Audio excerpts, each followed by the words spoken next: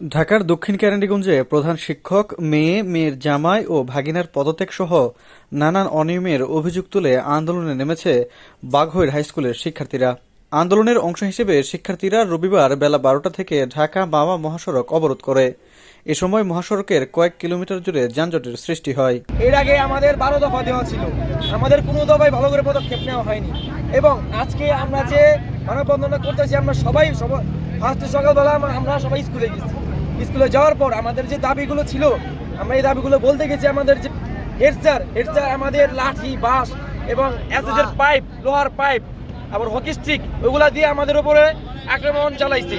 হ্যাঁ, আমরা এই যে আক্রমণ চালাইছে, আমরা অনেক ভয়ের ভিতরে আছি এবং আমাদের সবাইকে ঠেট দেওয়া হয়েছে। এখন আমাদের একটাই দাবি, আমরা হেড স্যারের পদত্যাগ চাই। শিক্ষার্থীদের দাবি, দীর্ঘদিন ধরে পরিবারতন্ত্রের কাছে জিম্মি হয়ে আছে বাঘৈর উচ্চ বিদ্যালয়ের শিক্ষার্থী অভিভাবকরা।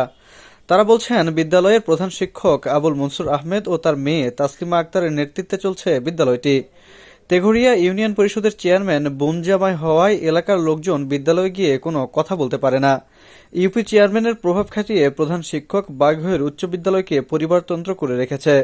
কোনো অন্যায় অত্যাচার হলেও প্রতিবাদ করার সাহস পায় না শিক্ষার্থী অভিভাবকরা। তার মেয়ের জামাই, তার ইচ্ছা মতো যে তার মেয়ের জামাই হলো যে আলামিন স্যার আর মেয়ে হলো তাসলিমা ম্যাম। তারা দুজন তাদের ইচ্ছা মতো এই যে স্কুলে যায়, যা ইচ্ছা তাদের ইচ্ছা মতো করে। আমরা যদি এর কোনো প্রতিবাদ জানাই, এদের কোনো বিচার হয় না। আর ওই দিন যে আমরা এখানে আসছি, ওই দিন যে সবাই মিলে মানববন্ধন করছি, এর জন্য আমাদের অনেকের বাসায় যে হুমকি দেওয়া হয়েছে। এমনও হুমকি দিছে যে তোমরা যদি বের হও, এক একজনের হাত পা ভাঙ্গা ঘরে বসে রাখো। আর এবং ওনার কাজের যে বাড়ির বুয়া, ওটা শুধু তিনি তারা স্কুলে ঢুকে দিছে, মানে ওনাদের বাড়ির বুয়া শুদ্ধ 4 জন আর কি তারা স্কুল চায়। তাহলে মাইরা আমার মোবাইল, আমি একটা ভিডিও করছি, আমার মোবাইল সব ভাঙ্গা বাঁচাইছে, আমার মোবাইল সব ভাঙ্গা বাঁচাইছে। আমরা যাচ্ছি নাগরিক না, আমরা যাচ্ছি ছাত্রছাত্রীরা, আমরা কে উনি স্কুলে পড়ে। আন্দোলনে নামায় তাদেরকে নানানভাবে হুমকি ধামকি দেওয়ার অভিযোগ করছে শিক্ষার্থীরা। বিকেল 4টায় প্রশাসনের হস্তক্ষেপে যানজট কিছুটা শিথিল হলেও আবারও রাস্তা বন্ধ করে আন্দোলন চালিয়ে যায় শিক্ষার্থীরা।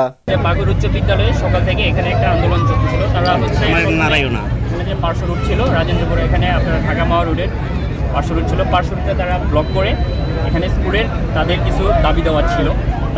তাদের যে দাবি দেওয়া গেলে সেটা হচ্ছে প্রধান শিক্ষকের পদত্যাগ সহ অন্যান্য কিছু বিষয় ছিল, দুর্নীতি সহ এই বিষয়গুলো তারা অভিযোগ উত্থাপন করেছে।